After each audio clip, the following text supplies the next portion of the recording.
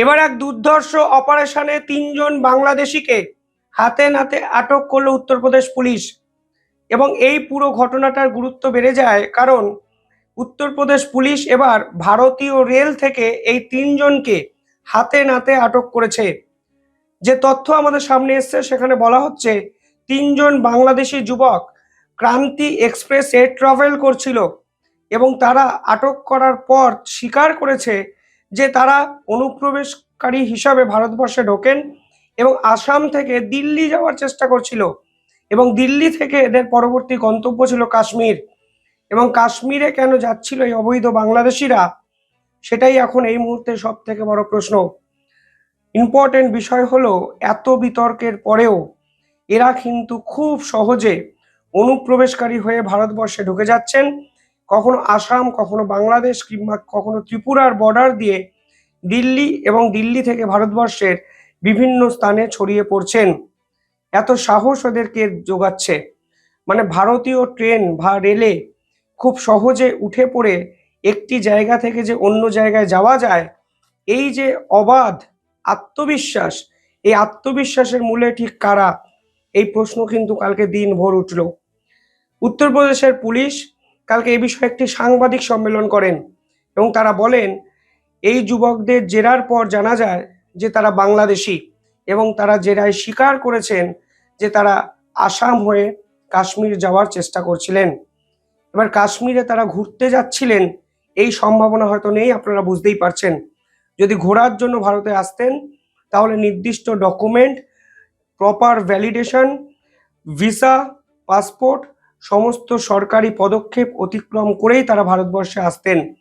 কিন্তু কাশ্মীরে তারা কিসের জন্য যাচ্ছেন এবং বাংলাদেশ থেকেই বা কোন উদ্দেশ্যে ভারতে এসছেন, সেটাই কিন্তু এখন ভারতের গোয়েন্দাদের কাছে সব থেকে ইম্পর্টেন্ট বিষয়। পুলিশ পরিষ্কার জানাচ্ছেন, মানে রেলওয়ে পুলিশ, যে তারা আইবিকে এই পুরো বিষয়টা জানিয়েছেন। মানে ইন্টেলিজেন্স ব্যুরো, তদন্তকারী অফিসার, গোয়েন্দা দপ্তর সবাই কিন্তু এই বিষয়টায় ঢুকে গেছে, কারণ কাশ্মীরে তারা যেতে চাইছিলেন এবং ভারতীয় ট্রেনে কিভাবে তারা উঠলেন, কে তাদের টিকিট করে দিল, লোকাল সাপোর্ট তাদের কে দিল, সমস্ত কিছু কিন্তু এখন আতশ কাচের তলায় পরিষ্কারভাবে আমাদের সামনে অনেক তথ্য নিয়ে আসবে। कुछ 3 व्यक्ति संदिग्ध हैं जिसमें 2 युवक हैं और एक युवती है। इस सूचना पर रेलवे सुरक्षा बल टीम द्वारा उन लोगों को यहां कानपुर सेंट्रल स्टेशन पर उतारा गया। शुरुआती दौर में पूछताछ में कुछ संदिग्ध और भाषा का अंतर होने के कारण इस बात की सूचना राजकीय रेल पुलिस, आईबी और अन्य एजेंसियों को दी गई, जिस एजेंसियों के द्वारा उनकी टीम यहां पर आई और प्रथम दृष्टया पूछताछ में ये पाए गए कि ये तीनों लोग बेसिकली म्यांमार बर्मा के निवासी हैं, जो 2017 में बांग्लादेश आए थे। फिर वहां से उसमें से एक व्यक्ति इंडिया में 2024 में आया था। उसने बताया कि वो इन दोनों लोगों को लेके जा रहे थे जम्मू के लिए। इस आधार पर इनको रोका गया। पूछताछ में विदेशी नागरिक होने का प्रथम दृष्टया पाए जाने पर इस बात का अभियोग राजकीय रेल पुलिस कानपुर सेंट्रल में पंजीकृत किया गया है, जिसकी विवेचना की जा रही है। পাশাপাশি এই বাংলাদেশিদেরও যে কোনো অবস্থায় রেয়াত করা হচ্ছে না, এই ঘটনা কিন্তু পরিষ্কার করে দিল। ভারত বাংলাদেশের রাজনৈতিক পরিস্থিতি অত্যন্ত সংঘাতপূর্ণ। এর মধ্যেও এই বাংলাদেশিরা ভারতে ঢোকার চেষ্টা করছেন। তারা ভারতের সেনা সদস্যদের দুর্বল ভাবতে হয়তো শুরু করেছেন। তখনই সেনা সদস্যরা গুলি চালান এবং বাংলাদেশের মোহাম্মদ ইউনূস সরকার সেটা নিয়ে রাজনীতি করেন। আন্তর্জাতিক স্তরে ভারতের বিএসএফ এর বিপক্ষে একগুচ্ছ অভিযোগ তারা করেন। অথচ দেখুন, দিনের পর দিন এই অবৈধ অনুপ্রবেশকারী থামাতে কার্যত ব্যর্থ হয়েছে বাংলাদেশের বর্ডার গার্ড অফ বাংলাদেশ এবং মোহাম্মদ ইউনূস সরকার।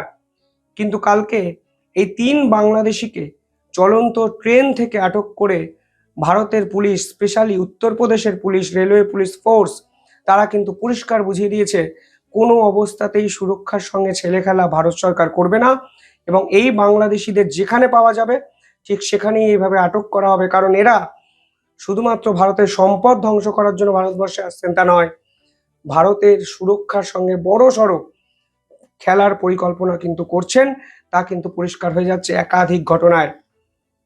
পাশাপাশি বাংলাদেশ আছে বাংলাদেশেই। আজকে বাংলাদেশের হিন্দু নির্যাতন নিয়ে একটি সাংবাদিক সম্মেলন করা হলো ভারতবর্ষের পক্ষ থেকে। তার আগে আরো একটি ইম্পর্টেন্ট তথ্য আপনাদের দিয়ে দিই। মালদার হোটেলগুলো এবার সিদ্ধান্ত নিয়েছে যে তারা কোনো ধরনের বাংলাদেশিকে হোটেল আর দেবে না। কালকে শিলিগুড়ির হোটেল কর্তৃপক্ষরাও একজোট হয়ে সিদ্ধান্ত নিয়েছিলেন যে জাতীয় সুরক্ষার কথা মাথায় রেখে কোনো বাংলাদেশিকে ভ্যালিড ডকুমেন্ট থাকার পরও তারা আর কিন্তু হোটেল ভাড়া দেবে না। অত্যন্ত সাধুবাদযোগ্য একটি পদক্ষেপ। তারা ভারতবর্ষে আসেন চিকিৎসার জন্য, এত অবধি ঠিক ছিল। ভিসা দুদিনের জন্য বন্ধ করা হয়েছিল, তারপর মোহাম্মদ ইউনূস সরকারের বিপক্ষে যে আন্দোলন বাংলাদেশিরা করেছেন এবং যে প্রশ্ন বারবার তারা তুলেছেন যে চিকিৎসা করতে এবার কোথায় যাব, তারপর ভারতও কিন্তু পরিষ্কার বুঝিয়ে দিচ্ছে কোনো অবস্থাতেই আর কোনো দুর্বলতা এই বাংলাদেশিদের উপর দেখানো হবে না। সেনাবাহিনী সূত্র মারফত যে খবর সামনে এসেছে সেখানে বলা হচ্ছে মালদা, মুর্শিদাবাদ এবং কোচবিহার এই তিনটে জায়গায় স্পেশালি হাই অ্যালার্ট জারি করা হয়েছে সীমান্তে। এবং কোচবিহারের যে 549 কিলোমিটার জায়গা আছে সেখানে কিন্তু একাধিক drone, night vision technological oriented একাধিক অস্ত্র, উইপেন, ড্রোন সমস্ত কিছু মজুত করেছে বিএসএফ। অর্থাৎ এই রাজনৈতিক উত্তাপের সুযোগ নিয়ে কোনো রকম অশান্তকর ঘটনাকে ইনভাইট করতে ভারত চাইছে না। বিএসএফ তাই তৎপরতা দেখাচ্ছে সীমান্তে, এবং এই তৎপরতা বাংলাদেশের বিজেপির উদ্দেশ্য একটি বার্তা যে তোমরা যদি অনুপ্রবেশ থামাতে না পারো আমরা কিন্তু আমাদের মতো করে অ্যাকশন নেব।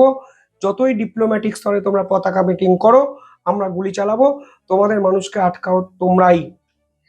এরপর আজকে বাংলাদেশের হিন্দু নিধন হত্যাযজ্ঞ নিয়ে, হিন্দু নিধন যে প্রক্রিয়া চলছে তা নিয়ে একটি প্রেস কনফারেন্স করা হয় পররাষ্ট্র উপদেষ্টার মুখপাত্রের পক্ষ থেকে। ভারতের বিদেশ দপ্তর পরিষ্কার বলছেন এই অবস্থা কোনোভাবেই মেনে নেওয়া সম্ভব নয়। We are all aware of the recent developments in Bangladesh. We have been closely following them, and as far as law and order situation is concerned, I have been apprising you from time to time as to what our position has been or should be and is today. The unremitting hostility against minorities in Bangladesh, including Hindus, Christians, and Buddhists, at the hands of extremists, is a matter of grave concern. We condemn the recent gruesome killing of a Hindu youth in Mymensingh and expect that the perpetrators of the crime would be brought to justice. Over 2,900 incidents of violence against minorities, including cases of killings, arsons, land grab, have been documented by independent sources during the tenure of the interim government. These incidents cannot be brushed aside as mere media exaggerations or dismissed as political violence. প্রসঙ্গত দীপু দাস হত্যাকাণ্ডের পর কালকে আরো এক হিন্দুকে কিন্তু পিটিয়ে মারা হয়েছে বাংলাদেশে, এবং যেভাবে পিটিয়ে মারা হয়েছে তা অত্যন্ত ন্যাক্কারজনক, এবং পুরো অবস্থাটি আজকে বাংলাদেশের সংখ্যালঘু সম্প্রদায়ের মনে আতঙ্কের সৃষ্টি করেছে।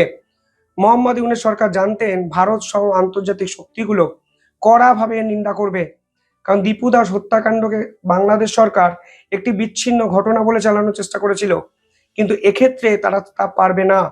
ফলে তড়িঘড়ি তারা একটি প্রেস রিলিজ করে এবং যাকে হত্যা করা হয় সেই হিন্দু যুবককে বাংলাদেশের শীর্ষ সন্ত্রাসী এই অভিধানে আখ্যায়িত করা হয়, যা কিন্তু নজিরবিহীন। কোনো ব্যক্তি মারা গেছেন তার অবর্তমানে তাকে সন্ত্রাসী বলে দেওয়া একটা সরকার ঠিক কোন জায়গায় আছে তা কিন্তু পরিষ্কার করে দেয়। অ্যাকাউন্টেবিলিটি কার, যদি ধরেও নি সেই ব্যক্তি সন্ত্রাসী, তাহলেও মুক্ত মঞ্চে তাকে পিটিয়ে মারা যায়, এই নিদানি বা তাকে কে দিল? এবং এই নিদান কি সরকারের? পাশাপাশি তাকে বলা হয়েছে যে তিনি নাকি চাঁদাবাজি করতে গিয়ে সাধারণ মানুষের কাছে মার খেয়ে মারা গেছেন। এটা প্রথম কথা বিশ্বাসযোগ্য নয়। যদি চাঁদাবাজি করতেও তিনি যান তাহলেও জনরোষের সামনে তাকে প্রাণ হারাতে হচ্ছে, এটা তো একটা সরকারের দৈন্য দশায় এস্টাবলিশ করে। আইন সরকার কোথায়? সেনাপ্রধান কোথায়? আইন উপদেষ্টা কোথায়? এই প্রশ্ন কিন্তু কালকে আন্তর্জাতিক স্তর ফের তুলতে শুরু করে দিয়েছে। আর এই প্রেক্ষাপটে দাঁড়িয়ে তিনজন বাংলাদেশি যুবক আজকে ভারতের হাতে আটক হলেন, এবং চলন্ত ট্রেন থেকে তাদের যেভাবে ভারতের পুলিশ গ্রেফতার করলেন তা কিন্তু মোহাম্মদ ইউনূসের কাছে কড়া বার্তা যে ভাই তোমরা তোমাদের মানুষকে আটকাও, কিসের জন্য আমাদের দেশে আসছে? তোমরা তো বলেছিলে অনুপ্রবেশকারী সমস্যাই নেই, তাহলে এরা কারা? এরা কি তোমার দেশের কোনো এজেন্ট? প্রশ্ন তো থেকেই যায়।